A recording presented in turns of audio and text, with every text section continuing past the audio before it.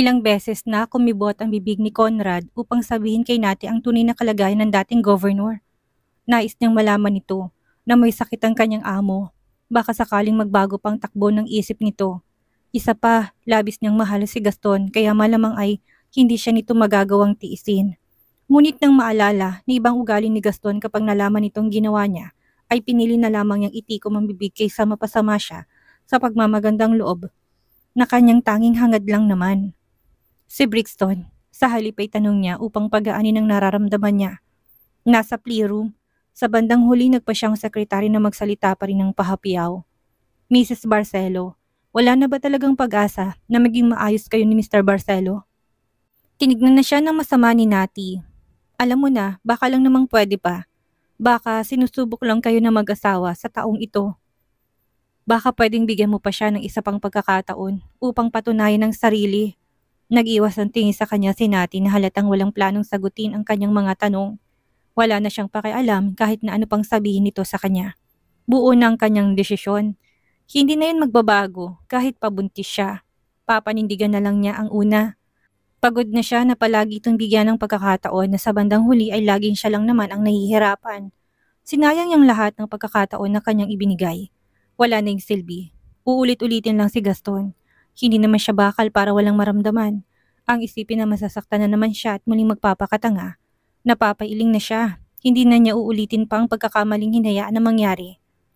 Nasaan ang divorce agreement namin? Hinarap na ni Conrad ang kanyang kasamang abogado matapos suminga ng malalim upang kalamayin ang kanyang sarili. Suko na siya. Ayaw na niyang sabihin pang laman ng isipan niya. Hindi siya pinapansin ni Nati at alam niya na wala na talagang pakialam ang babae sa asawa niya. Kung uulitin niyang mga sinabi, magiging hangal lang ang labas niya. Pakibasa na sa kanya, utos ni Conrad sa abogado na kaagad namang tumalima. Nang marinig ang mga nakalagay doon, biglang nagibang pakiramdam ni Nati. Ilang segundo na naging natigil ang kanyang isipan sa tanong na bakit yata lahat ng ari-arian nito yon. Kinabahan siya, ngunit hindi niya pinahalata sa hindi niya malamang dahilan. Ibinigay lahat ni Gaston sa kanila ni Brixton ng kung anong meron ng lalaki. Anong matitira sa kanya kung kukunin niyang lahat iyon? Maging ang parte ng kanyang inheritance sa ari-arian ng mga Barcelo na gawa niya ring i-give up para sa kanilang anak. Pinagkibit lang ng balikat yun ni Nati. Baka mamaya ay technique lang iyon ng asawa upang makuha ang atensyon niya at upang maging maamo na naman siya sa kanya. Hindi yun pwede. Hindi pwedeng magpapauto na naman siya sa pamamagitan ng panunuhol nito. Ganyan karami dahil nais ni Mr. Barcelo na mapatawad mo siya. Ganyan niya kayo kamahal ng mag-ina, kaya handa siyang ibigay ang lahat sa inyo kahit na alam niyang mawawalan siya. Sambit ni Conrad nang makitang pagkagulat sa mga mata ni Nati sa mga ibinibigay ni Gaston sa kanilang dalawa ni Brixton. He deserves all your anger to be taken out on him. Kapalit yun ng mga pasakit na ginawa niya sa'yo at kahihiyan na hindi lingit sa akin. Pero, Mrs. Barcelo, hindi ka dapat nagagalit sa kanya ng sobra. Kahit pa nasabihin na hindi na kayo mag-asawa, hindi mo dapat siya itratong kaaway o baliwalain dahil hindi magawang ituloy ni Conrad, hindi pa rin siya pinansin ni Nati. Basta, hindi mo dapat kinamumuhian si Mr. Barcelo, lalo na sa panahon ngayon. Walang imik na kinuha ni Nati ang mga papel upang basahin muli ang ng masinsinan. Hindi niya kinuha ang lahat ng ibinibigay ng kanyang asawa, maliban sa real estate. Hindi niya kinuha ang apartment sa Bulacan. Hindi niya rin kinuha ang kanyang sariling kumpanya sa Baguio sa pag-iisip na baka mag-asawa at magkaanak pa si Gaston sa iba. Kaya dapat na paghatian nila yun ng anak nilang si Brixton. Nag-alangan din siya na kunin ang villa, ngunit napilitan siya. Isa pa hindi naman siya pinagdadamot si Brixton. Kaya bakit sa kanya ng full custody? Nang ma-finalize na niyang mga kukunin niya, walang ngiming pinirmahan na ni Nati ang kanilang divorce agreement. Habang naramdaman niya ang ilang malalim na hininga at mainit na paninitig ng sekretary ng kanyang asawa. Mahapdi ang kanyang pusong ginagawang bagay na yon hanggang sa matapos ni Nati upang pirmahan. Inihatid niya sa pintuan ng mga naging bisita niya. Pagkaalis nila ay nagtungo siya sa kusina at naghanap ng makakain niya upang supilin ang mga luhang kanina pa nagbabadya doon. Nakakainis. Singhot-singhot niya habang nilalantakan niyang ice cream na tangan. Nagmadaling bumalik ng hospital ang secretary. Inabot niya kagad ang envelope dito. Pinirmahan niya. Tumangulang si Conrad ngunit hindi niya sinabing nakita niya na hindi lahat kinuha ni Nati ang mga binibigay nito sa kanya. Ayaw niyang makadagdag pa yon sa isipin ni Gaston. Bumitak na si isang matingkad na ngiti sa nanunuyo niyang labi. Feeling satisfied ito doon, maganda naman ang family background niya kaya hindi imposibleng hindi maayos na lalaki ang makikilala niya. Swerte pa nga kung sino mang lalaki yung sa bait ni Nati. Napatingin si Conrad sa kanyang asawa na nangingilid ng luha sa kanyang mga mata. Ngayong tapos ng lahat dyan, panahon na para sa sarili mo naman ang unahin mo. Anang ginang napilit na tinagong kanyang emosyon. Magpagaling na kayo. Salamat sa inyong dalawa ni Conrad. Mr. Barcelo, gusto mo bang ipaalam ko sa pamangkin yung si Crisan tungkol dito? Ganun na lang ang iling ni Gaston sa tanong ng kanyang sekretary. Ayaw niyang mahirapan ng kanyang pamangkin na makisama sa mga benta court. Isa pa, miss na niya ang kanyang mag-ina ngunit hindi niya pwede silang makita dahil sa sitwasyon niya. Sabihan mong doktor na ready na ako sa magiging operation ko. Tumalima doon si Conrad kahit na may mga nais pa siyang sabihin. Tumalikod siya upang puntahan na ang doktor at ipabatid ang sinabi ni Gaston na handa na ito sa magiging operasyon niya. 8 oras nagtagal ang operasyon ni Gaston upang tanggalin ang bukol na nakita sa kanyang bituka. Kinonsidera itong success ng mga doktor, ngunit kinakailangan manatili pa rin siya sa ospital upang maalagaan ng doktor. Nang magising si Gaston ay nagulantang siya ng maabutan ang inang nasa tabi ng kanyang kama. Naghihintay na gumising siya. Hindi lang ang ina ang naroon, naigala niyang kanyang mga mata. Nandun din ang pamangkin niyang si Krisa. Nasa may pintuan ng silid na katayong asawa nitong si Nick. Hinang-hinang pa ang kanyang katawan. Hindi pa nga niya kayang magsalita, ngunit nagawa niyang ipaling ang kanyang ulo. Hinawakan na ng kanyang inang isa niyang kamay. Yung galit na nakita niya noon sa kanyang ina ay naglaho na ngayon dito. Lingid sa kanyang kaalaman, hindi natagalan ni Conrad na hindi ipaalam yon kay Doña Josefina. Tinawagan naman ng matandang apo niyang si Chris at sinabi rin ito kay Nick. It's such a big thing, Gaston. Sobrang seryoso kaya marapat nang na ipaalam mo kay Nati. Galit siya sa akin, Mama. Huwag niyo na sanang ipaalam pa sa kanya. Suminghot ang Donya. Hindi na magawang magalit sa bunso niyang anak sa sitwasyon. Sabi ni Conrad, nagkapirmahan na kayo ng divorce agreement. Hindi sumagot si Gaston sa katanungan ng ina. Tinignan lang ang mukha nito. Humigpit pang hawak ni Doña Josefina sa kanyang isang kamay.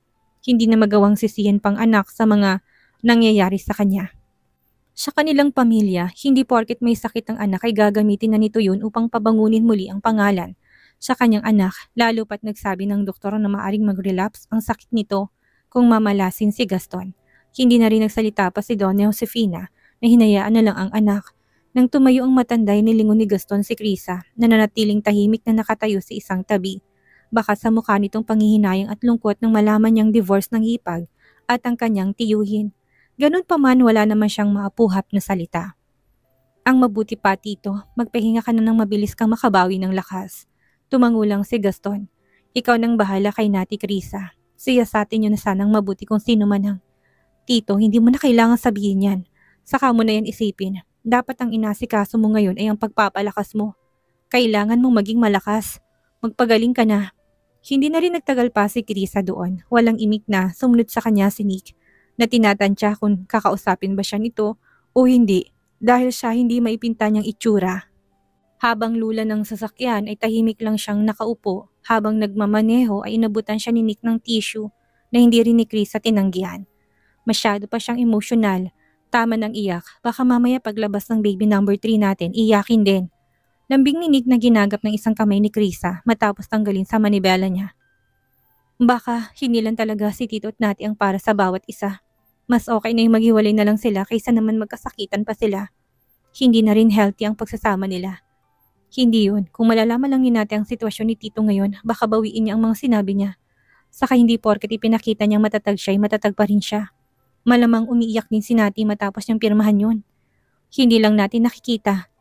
Tahan na, Krisa. Rumihistro ang pangalan ng ama ni Nick sa screen ng kanyang phone. Sinagot yun ni Nick at ni loudspeaker.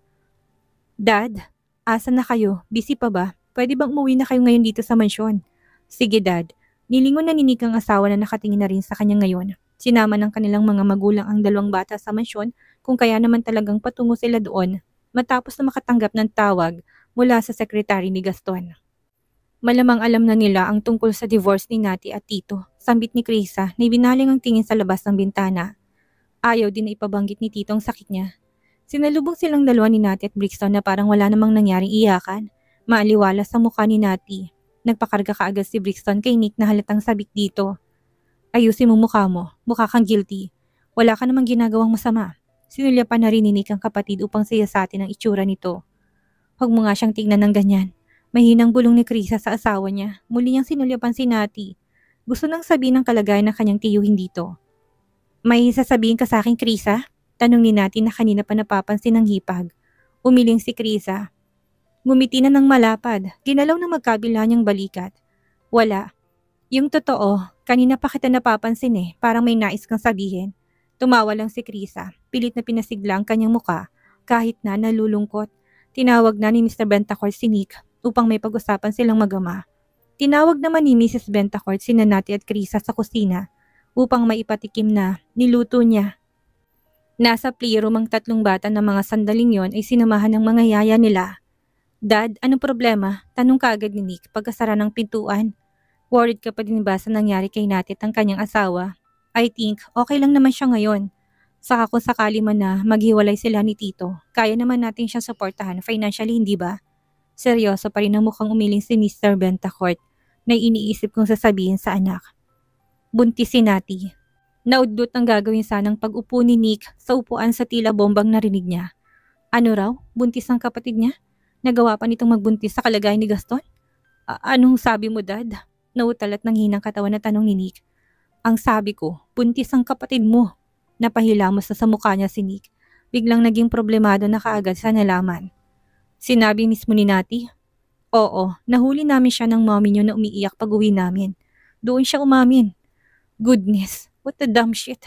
Nick, sorry Dad, hindi ako galit dahil nalaman ko na buntis siya. Marami lang akong iniisip. Hingi na paumanhin ni Nick sama na masama na ang tingin sa mga oras na yun dito. Inilihim nilang mag-asawa yun na maging kay Nate hindi nila nabanggit na alam nilang buntis ito. Baka kasi kapag sinabi ni na Chris at Nick na alam nilang tungkol sa bagay na yon, ay hindi rin nila matitiis na sabihin ng kalagayan ni Gaston. Ayaw nilang gawin pang mas komplikadong sitwasyon. Hintay na lang nila ang tadhana ang kumilos. Sigurado ka, Nati, na ayaw mo magpasama? Ulit ng ina niya na magsabi si Nati na kailangan siyang pumunta ng hospital upang magpa-check up. Isama mo si Maria Gina. Hindi na, Mommy. Kaya ko ng sarili ko. Pakibantayan na lang si Brixton. Okay, huwag kang gaano magtatagal. Sinipat ng ginang ang suot ni Nati na hindi pang buntis. Maong pants iyon ang explanation sa kanya'y digarter at stretchable. Mababakas ang pagbabago ng hubog ng katawan ni Nati na bahagyang may tatago dahil sa suot niyang damit. Isang buwan nang lumipas matapos na pumirma siya sa divorce at wala na siyang narinig na muli kay Gaston. Alright, Mom. Nag-resign na rin siya sa trabaho. Ayaw siyang payagan ng kanyang boss at sinabihan pa na pwedeng mag-leave hanggang kailan niya gusto. Ngunit hindi yun sinamantala ni Nati. Giniit niya na kailangan niyang pagtuunan ng pansin ng kanyang anak. Hindi na doon nakapalag pa ang kanyang boss na sinabihan lang siya na malayang makakabalik kung nais. Ingat, Natalia. Tinaas lang ni Nati ang kanyang isang kamay at umalis na sa harapan ng kanyang ina. As long as nais niyang gawin ng ginawa niya noong pinagbubuntis kay Brixton na itagong lahat sa kanyang pamilya. Pinili niyang ipaalam yon sa kanyang mga magulang. Tamang kapatid niya noon na hindi niya kailangang pasanin ng mag-isa ang lahat. At ayaw na rin niya na maranasan muli ni Brixton ang buhay nila noon na nagtatago. Hindi niya rin alam kung alam na yun ng kanyang kapatid at hipag na hindi man lang siya tinatanong. Imposibleng itatago yun ng kanyang mga magulang sa kanila. Isa pa, baka hindi lang siya nila tinatanong kasi ayaw nilang pahabain pang usapin at bigyan siya ng isipin. Pero sure siya na alam nila. Well, mas mabuti nga yun. Saka na sila magtanong kapag halata ng tiyan ko. Pagkatapos niya sa check-up na binigyan lang naman siya ng reseta ng vitamins na kailangan niyang inumin, lumabas na siya doon. Minabuti niyang gumamit ng banyo at nagulat siya nang makitang ina ni Gaston na nasa hospital din na yon. Iniwasan niyang matanda. Mabuti pang wag na silang magkita, ngunit nakonsensya siya nang maisip na wala naman tong masamang ipinakita sa kanya. Maano bang bumati siya sa kanya? Magpakita, isa pa, hindi pa naman halata ang kanyang tiyan. Safe pa naman na makipag-usap dito. Mama, kuha niya ng atensyon dito nang marinig ni Doña Josefina ay kagad na napahinto. Natalia, si Nati na ang kusang yumakap sa matanda na nakangiti ng malapad sa kanya. Ano pong ginagawa niyo dito? Hindi po kayo nagsabi na bababa kayo? Napakamot sa kanyang kamay ang matanda. Alam niyang nakiusap sa kanyang anak na huwag yung ipaalam kay Nati pero Nang mga sandaling yon, gusto niya nang sabihin. Naroon pa rin si Gaston sa ospital at ayaw payagan na lumabas ng kanyang doktor. Ilang complications ditong kinailangang pag-ukulan nila ng pansin sa naging operasyon nito. May binisita lang ako na kaibigan na naka-confine dito. Sagot ni Doña Josefina na tumingin sa kanyang dalawang caregiver na kasama. Actually, aakyat din kami ng Baguio. Tinanggap naman yung kagad ni Nati. Walang dahilan upang magsinungaling sa kanyang matandang Donya. Hinagod na siya ng matanda mula ulo hanggang paa na nagpa-conscious na kay Nati. Napansin kasi ng matandang pagbabago ng hubog ni Nati at saka tumaba ito. Mukhang lumusog ka ngayon, iha. Ngumiti lang si Nati at hindi nagbigay ng anumang paliwanag kay Doña Josefina. Ang hindi niya alam sa katandaan nito ay alam nito kung buntis ang isang babae o hindi. Sa palagay niya, buntis ang kaharap niyang babae. Ayaw niya lang din sabihin yun na tahasan kay Nati. Ang mahalaga sa matanda ngayon ay ang gumaling munang kanyang anak bago nito malaman ang tungkol sa second child. Masaklap man, kailangan gumaling din ni Gaston. Sige na, iha, hindi na kita abalahin pa. Tumango lang si Nati na bahagyang nagtaka na bakit hindi man lang nabanggit ng ginang ang makipagkita to kay Brixton. Since nasa baba na. Ganun pa man, pinili na lang niya na manahimik. Hindi niya kailangang ipagsiksikan sa kanilang mag-ina ang anak niya upang kilalanin. Silang mag-adjust kung nais na makitang mga anak niya sa hinaharap. Bahala nga sila. Bulong niya ipinagkibit na lang yun ng balikat kahit na bothered na siya. Nasa parking lot na si Nati nang mabasa niyang message ng ina na may pinapabiling gamot. Ang plano niya sana dadaan na lang sa butikan na kanyang makikita along the way. Ngunit naisip niya sa loob na lang ng hospital pharmacy bumili. Hindi naman yun malaking abala. Sinend ng ina ang kanyang reseta. Maintenance niya yun na umano'y naubos niya na. Si mommy talaga, ang hilig sa last minute na utos. Bumaba siya ulit ng sasakyan at nagtungo ng pharmacy. Nabili niya yun kaagad. Ngunit nakaramdam siya ng kailangan niya ulit na gumamit ng banyong nasa ikalawang palapag pa. Parenti na siyang naglakad. Ilang beses niyang sinipat ng hagdan. Tinabad na siya kaagad. Humakbang siya patungo ng elevator. Minsan lang naman siya ngayon na magiging tamad. Lumulan na siya doon. Pagbukas ng pintuan ng elevator ay nagulat si Nati nang makita niya si Gaston na nakatayo doon at naghihintay. Kinusot niyang mga mata at baka nagkakamali. Ngunit kahit na ilang beses na gawin niya yun, ay naroon pa rin nakatayo si Gaston. Kasama nitong asawa ng kanyang secretary, nakasuot ng hospital gown at may dextrose sa kamay. Pumayat ito sa paningin ni Nati. Maputla ang mukha na parang may seryosong sakit. Are you sick? Natural na labas ng mga salitang yun sa kanyang bibig. Nanayong lalamunan ni Gaston nang makita sa kanyang harapan ang pinakamamahal na babae. Isang buwan na ang matuling lumipas at ngayon lang sila ulit nagkita. Bored siya sa kanyang silid ng mga sandaling yon kung kaya naman naisipan niya maglakad-lakad.